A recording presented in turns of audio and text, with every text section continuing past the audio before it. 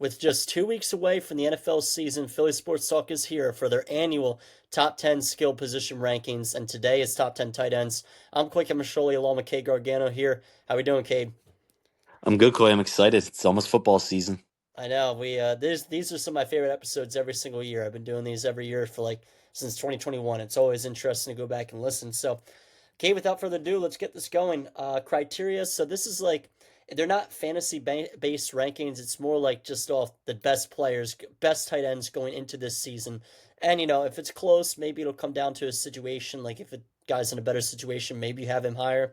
Um, but again, not fantasy based. So I'll tell you guys my list from last year first. I had Brock Bowers at 10, so not a bad ranking there. Trey McBride at 9, TJ Hawkinson at 8, Dallas Goedert at 7. I had Kyle Pitts at 6, so clearly we were still buying into Kyle Pitts hype. Dalton Kincaid at 5, that was a big whiff. Sam Laporte at 4, Mark Andrews at 3, George Kittle at 2, and Travis Kelce at 1. So nothing really absurd in that list, but that was my list from last year. Let's get into one from this year. And I'll start off with a couple honorable mentions. Kate, I don't know if you have any, but I have David Njoku and Kyle Pitts as my honorable mentions. I think Njoku is going to produce in that really bad Brown system. And honestly, I'm still banking on Pitts to do something, even though it's delusional. So, but those are my two honorable mentions if you have any. I also have David Njoku as my honorable mention. I was kind of nervous to leave him off because I think he's absolutely a top 10 talent. But let's say the Browns lose the first 3 games of the season, which is very possible. There's a world where Shador Sanders gets in there, and I just don't see Njoku putting up numbers in that system, as at least not as many yards and touchdowns as the guys above him in my top 10 list. So I also wanted to mention Colson Loveland, Brenton Strange, and Dalton Kincaid. I think those 3 guys, one of those 3 guys is going to have a good season. I think we saw Liam Cohen in Tampa Bay utilize Cade Otton a lot in the red zone. I think Brenton Strange could have a funky good year. Dalton Kincaid, we both had as a top 5 tight end going into last season. So I think it would be crazy for him not to even be mentioned. I think there's a world where he kind of has a bounce back. And then Colson Loveland, they drafted him as was he a top 10 pick this year? Yeah, he was drafted over Tyler Yeah. Warren. Yeah, he was a top 10 pick this year. I think Cole Kmet kind of limits the ceiling a little bit, but I think those 4 guys at least deserve a mention. Yeah, I agree. And actually, I'm like 100% sure that he was drafted over Tyler Warren, but it just seems so ridiculous to me that that was actually the truth. And I'm just like fact checking that. Yeah, he was drafted over Tyler Warren. That's crazy to me. No knock on Loveland. Loveland's great, but I just completely forgot that that even happened. So I did not have those guys as honorable mentions, but pretty understandable. The Bears system is a little scary for me, and I know Kate and I have gone back and forth talking about Bears receivers. It just to me, even with Ben Johnson, there's a lot going on in there with DJ Moore, Romo Dunze, um, Colson Loveland, even Cole Kmet. They just drafted Luther Burden. DeAndre Swift is a pass catching back. To me, there's a lot that's going on. There's a lot of mouths to feed. So I'm not that high on any of those guys, fantasy wise, it is. But those are some good skill position players. Um, so the two guys that were notable for me that didn't even make my honorable mentions, one was Hunter Henry, and I legitimately think he could be a top 10 tight end with Drake May. But other than that, Jake Ferguson as well. I wanted to mention him because Dak is back. I hate that that just rhymed. So yeah, let's get into it, Kate. I'll get into my number 10. I'll lead us off with Mark Andrews at number 10. He's obviously starting to regress a little bit, but ironically, last year was career high in touchdowns with 11. He started to catch fire late. He had 673 receiving yards, played all 17 games. If you remember, he had that like horrific start to the season, like not even catching a pass. And Isaiah Likely had that breakout game week 1. So I think eventually Likely will take over. But as of now, Mark Andrews, again, still a lethal red zone target for Lamar. 11 touchdowns says that. He hasn't even been in double digits since year 2 in 2019. So 11 in this year, and I think he's going to continue to rack up some touchdowns this year. Yeah, my number 10 is Tyler Warren.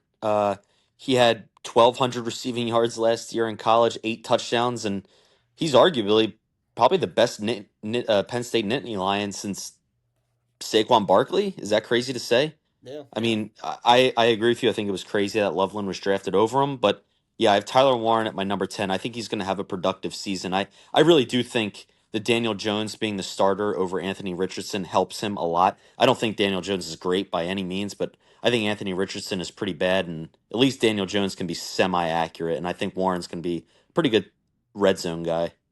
Yeah, I'm a little higher on Warren. I'm going a little bolder, so you'll see him a little later for me. But you're doing what I did last year, putting him one of the top rookie tight ends at 10. It's a good thing because I legitimately, there's Michael Pittman there, there's Josh Downs. They should have a top 10 season even with the quarterbacks um, that they have. Obviously, Brock Bowers did it last year. Historically, rookie tight ends usually don't have the success that Brock Bowers had, but recently those kinds of tight ends have been having that kind of success. We saw with Sam Laporta as well. So it should be intriguing to see even Kyle Pitts in that first year, and then after that it was just downhill from there. Um, so yeah, that's our number tens, and I want to say also these are in tiers. So round or pick 9 for me is like the last in this third tier. Mine are broken down into 3 tiers. I have Dallas Scott at number 9. This actually may just be completely biased. I'm not even gonna lie, but when he's on the field and playing, he's a really effective player. And that just the problem is on the field. He played 10 games last year, had just under 500 yards and only 2 touchdowns, but he's top 2 all time in Eagles receiving postseason yards, and he was very clutch in the postseason for the Birds. So I really like Dallas Goedert. He's always a very safe option. And even though even though he misses a lot of games, you can bank on him to be ready for the playoffs. Like it's almost like guaranteed. So it's one of those things where if guys have to miss a couple of games, low management, at least they're going to be ready for the playoffs. Joel Embiid's not, but That's a whole nother episode. yeah. So that's my number 9. Yeah, I mean, I agree with everything that you said. My number 9 was Mark Andrews, so I don't really have much more to add than what you just talked about, but he's been one of the best tight ends in football over the last more than half decade now. We're getting close to a decade. We were just talking about that off the air. He's been in the league for 8 years now.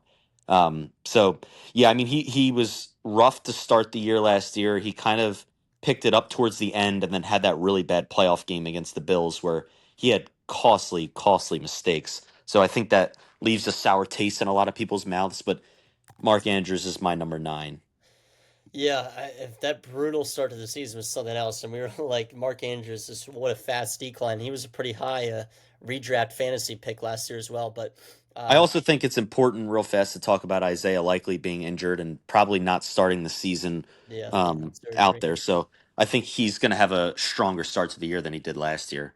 Yeah, yep, I completely agree. So that's our number 9s, and this is now entering like my tier 2 of guys. My tier 9 was like really good, like good tight ends. They're about there. They're pretty good. They're red zone threats. Blah blah blah blah. This tier is like this tier is like can take over drives and like can have a pretty big breakout season. And at number 8, I have Sam Laporta. So Laporta's kind of an interesting one because he had the historic rookie year. Kind of took a step back last year. Not as big of a setback as like some might think. Like it kind of just he was an All Star in 2023 or a Pro Bowler, I should say. I don't know what the hell I'm talking about. He played one less game this year and had just 170 yards less receiving than his first year. He saw a touchdown regression of just 3. So being honest with myself, I honestly kind of thought that the regression was a little bit more than what those numbers say. But it was definitely a slight regression. Obviously, the Lions are losing Ben Johnson. They lost like pretty much every other coach they had, besides Dan Campbell. So we'll see what happens with Laporta. But again, I'm banking on a pretty solid season from him this year, and that's why I have him at number 8. Yeah, we have pretty differing opinions on Sam Laporta. We'll talk about him a little later, but I think it's important to note that before Brock Bowers last year, Sam Laporta arguably had one of the best rookie tight end seasons of all time. And then, like you said, he didn't really regress as much as even I thought he did. I had him in fantasy last season, and it felt like he was almost unstartable, but he really wasn't that bad from a tight end's perspective. So I'll get to Laporta a little bit later, but my number 8 is Evan Ingram. I think Evan Ingram could be higher depending on the year that the Broncos have success wise, but I just think he's a dependable, good yards after the catch tight end that is honestly in a perfect situation. I think Bo Nix and Sean Payton are really going to utilize him, and their receiving core really isn't that strong. Cortland Sutton's there, obviously. They just got rid of Vele, and I'm assuming Marvin Mims is still going to be their deep threat, but I really like Evan Ingram this season. I know you do too. Yeah, I drafted him in redraft, and I have him in Dynasty as well. Obviously, he's not a long-term option as he is over the age of 30 at this point. But I like him too. Honestly, I really do. 2 years ago, he was a Pro Bowler with Jacksonville. He had 114 receptions off 143 targets, and he's my number seven, Cade. So we'll just get into my number seven. So I had one ranking higher than you. And he only played 9 games last year with the Jacksonville, but Jacksonville was also a dumpster fire. So just saw the end zone one time, and he only saw the end zone 4 times in his 114 reception season 2 years ago. But for me, and I've been saying this a lot, I feel like this is like the perfect scheme fit for Evan Ingram. He is a very I good, 100% agree. yeah, absolutely a very good receiving tight end. Bo Nix, he's not like this is not going to be discrediting him, but they like to do a lot of dump balls, a lot of short targets, a lot of short passes in that Sean Payton offense. But what makes it effective is like they're good at what they do with running the ball too as well, and then Bo Nix can also air it out. So I think Evan Ingram can do a little bit of everything for the Broncos this year, and I think he's if he's healthy, I feel like he's a top 10 fantasy tight end, a top 10 real tight end, whatever. And he honestly could end up being Bo Nix's favorite target. I could see him being potentially even out targeted by Quillen Sum, which sounds crazy, but I truly believe that just with how much of a good receiving tight end that he is. Yeah, I absolutely agree with you. I mean, we saw Sean Payton in New Orleans. Like, he loved that close to the line of scrimmage, short stuff with, the Michael Thomas slant routes and Jimmy Graham there. And I just think Evan Ingram with Bo Nix and Sean Payton is a match made in heaven, honestly. And his yards at the catch is so good, too. He's just such a good tight end. Yeah. And I just real quickly pulled up Hawkinson's numbers from last year. Hawkinson was targeted 135 times under Bo Nix, and obviously these are two different quarterbacks. But in Ingram's 2 years season 2 years ago, he was targeted 143 times. So like that would be a hot take. If I wouldn't say that's going to happen. I think Sutton is going to be Bo Nix's main guy, but it wouldn't be outlandish for Evan Ingram to even be out targeted or to out target Cortland Sutton. So just something intriguing for me, and that's my number seven, Gabe. Yeah, my number seven is Dallas Goddard. I think when you were mentioning your bias a little bit, having him at nine, I disagree. I think Dallas Goddard's an excellent tight end, Philly bias or not. I mean, he's like you said, he's not very reliable playing wise in the regular season, but when he does play, like he had that Saints game last year where he literally won the Eagles the game at the end. I don't know if well you definitely remember it, but I don't know if the Oh yeah, listeners remember. big time. He won the Saints game for the Eagles.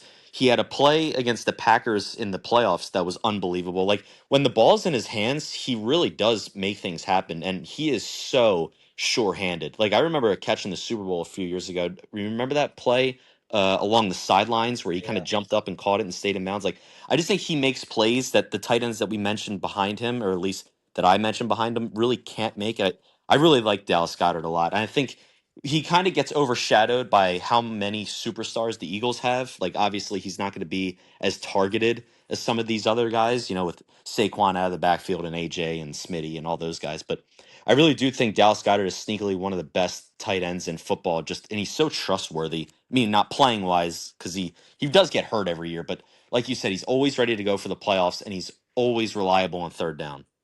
Yeah, and it's funny because I think we both view him the same way. I tax him a lot just for the games missed on this list. That's the only reason why I have Which him. I can completely understand because he probably won't use he won't have the counting stats as the other guys because he'll only play a limited amount of games. Exactly. Yeah. I mean, he played 10 games last year, 14 the year before. It's not terrible, but then 12, 15, then 11. So like kind of going back and forth here and there.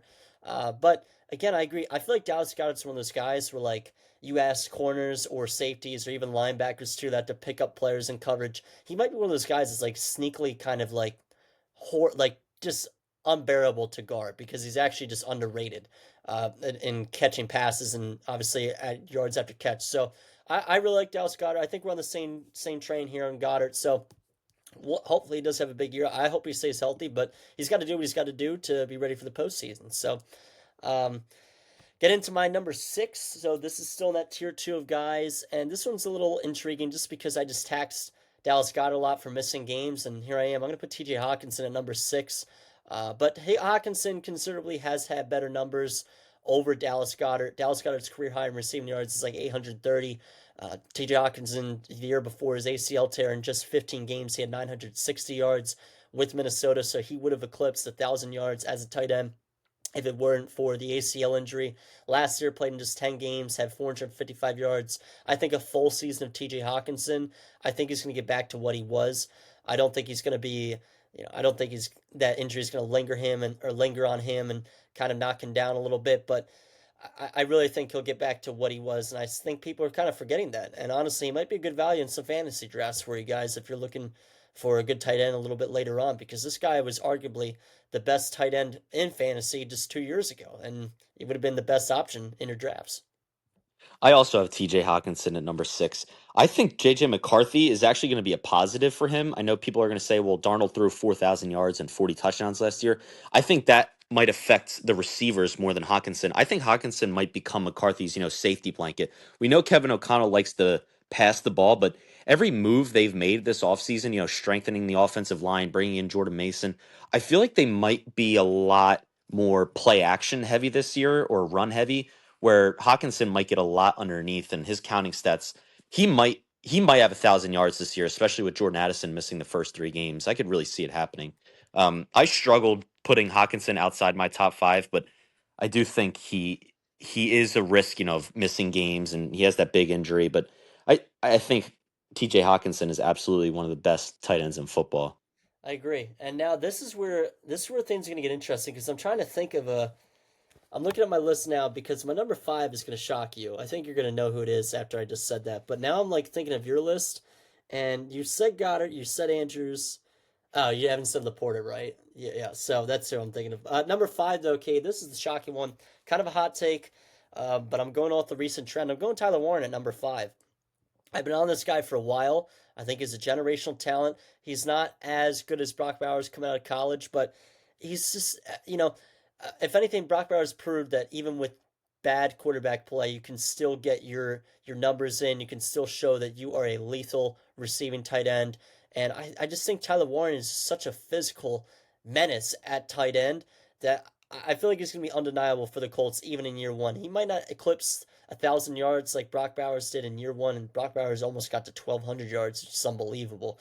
But I really am high on Tyler Warren. I know it's a hot take at 5, especially with Daniel Jones, but I mean, what else are they going to do the whole time? I know that Jonathan Taylor's probably going to miss some games. Michael Pittman's going to miss some games probably, but even with that, Michael Pittman is not what he thought he was going to be. Maybe he's just missing a quarterback. But it's really just going to be Josh Downs and Tyler Warren, in my opinion, Michael Pittman here and there. So I don't know. I'm a big guy. I'm very high on Tyler Warren this year. Yeah, I don't hate going bold there. I mean, we do know Daniel Jones isn't great, but when Darren Waller and Evan Ingram were there, I mean, he supported them pretty well. It's not crazy to think that Tyler Warren could be the leading, receiver on this team, receptions and yard wise, maybe even touchdowns. Yeah. I just think, Who else is going to get touchdowns when it's not Taylor? I mean, yeah, I know. nobody's got any Maybe regular like threats.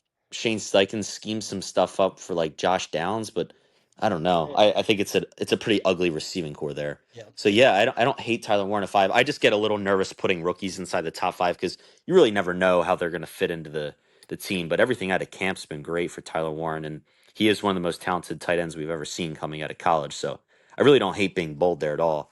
My number 5 might be even more bold. I really hope you don't have this guy higher than 4, or else I'm going to look.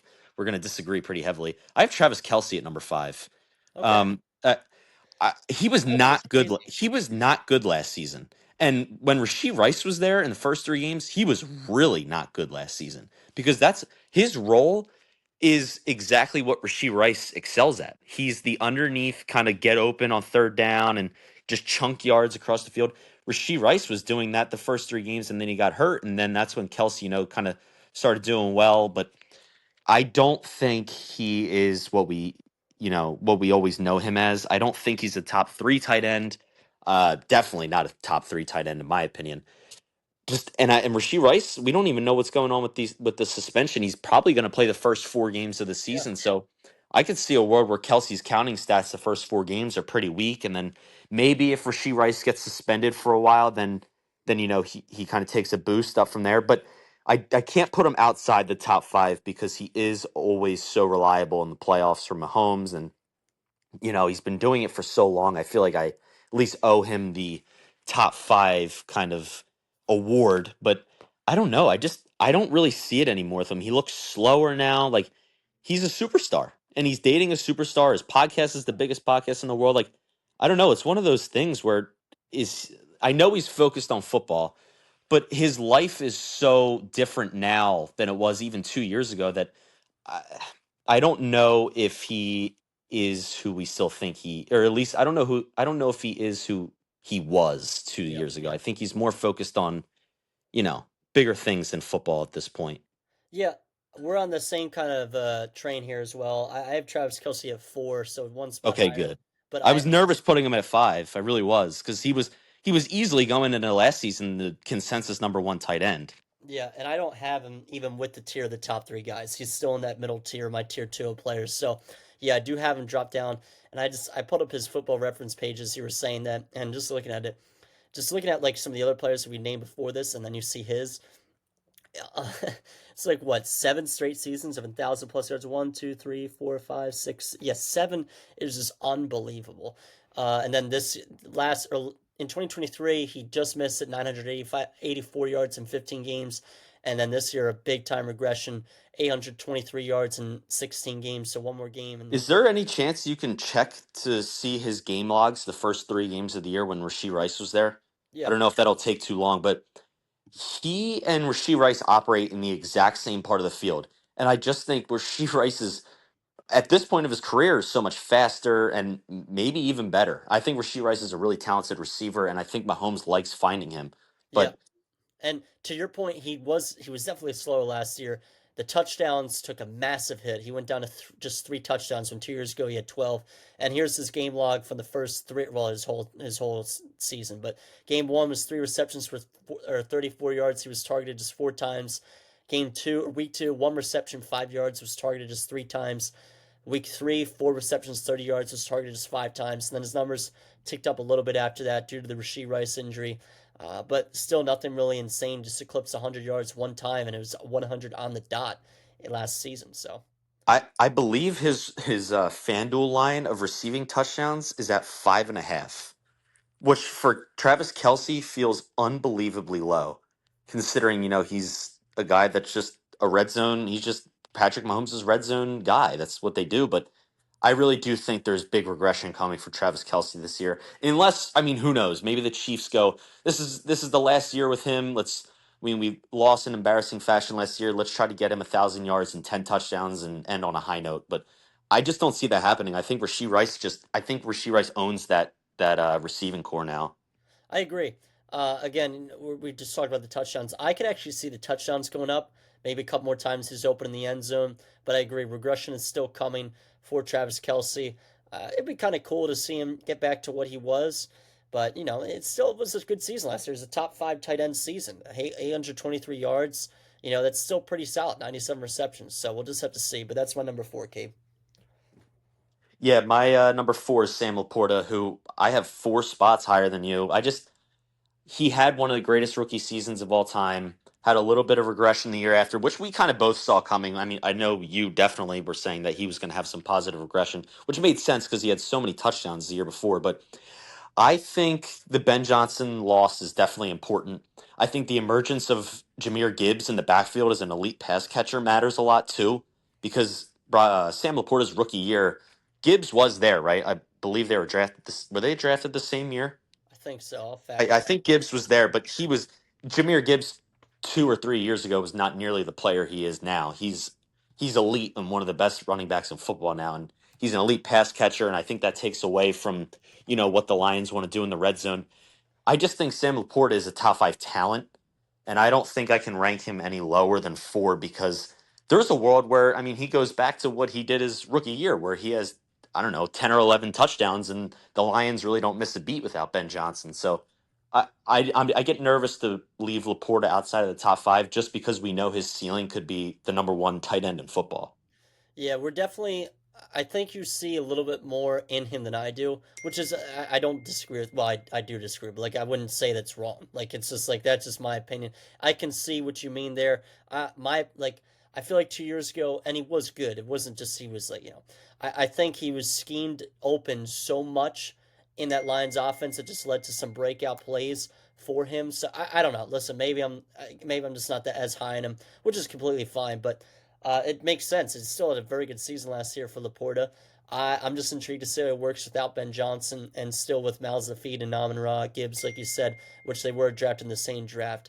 So I get that. And Cade, now we're in the top 3, and this is the consensus top 3. It kind of just depends on the order. So this is my first tier of guys, like game changers, every single game. And this was really tough. But I have Trey McBride at 3, Kate. If you want to talk about your third first. I also have Trey McBride at 3. Okay, I'm great. glad So I got a little nervous that our top three was gonna be crazy different, but starting off pretty well. yeah, no, 1146 yards last year in the Arizona offense. Obviously, he didn't find the end zone until late, just 2 touchdowns. So really, that should go up. He had 147 targets and 111 receptions, with really nothing changing much in that offense. You'd like to think that it's going to be the same thing for him.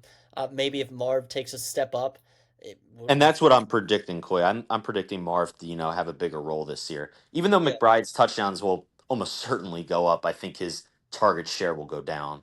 Yeah, McBride was just lethal last year. Or 72 yards per game, almost 71.6 in that rate.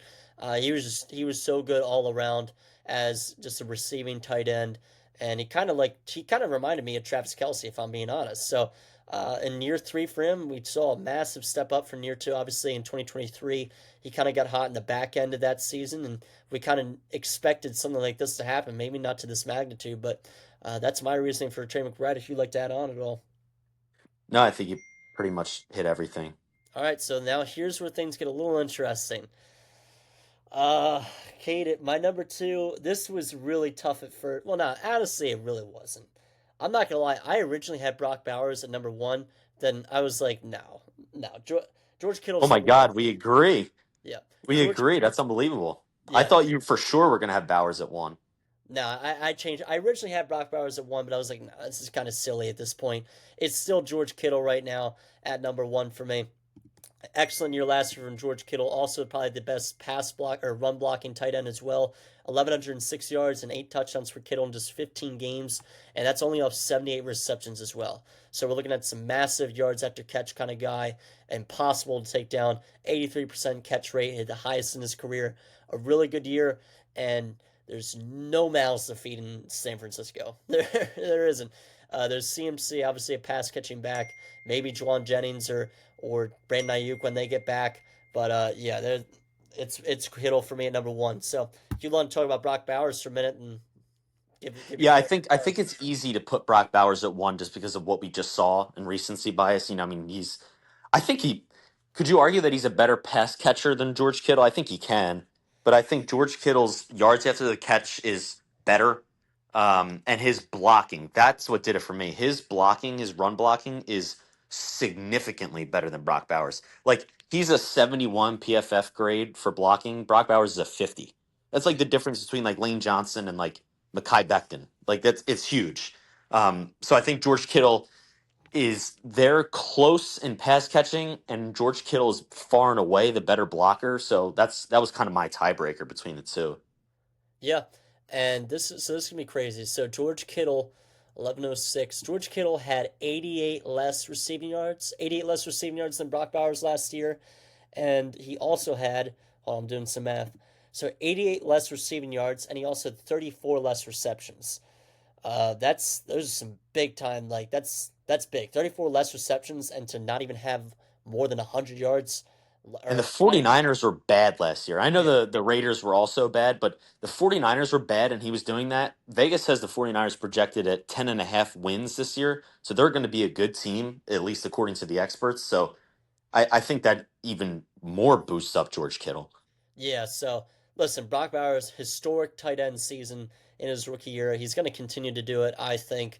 It's not like Sam Laporta, in which I hate to keep sounding like I'm dissing Sam Laporta because Sam Laporta is really good, but Brock Bowers is one of the greatest tight end prospects coming out of college, and he did this season for a reason. It wasn't because of his scheme. It wasn't a first year luck like Kyle Pitts was. Brock Bowers is going to continue to do this, but for now, George Kittle is everything's pretty close. And again, you also had the run block in George Kittle.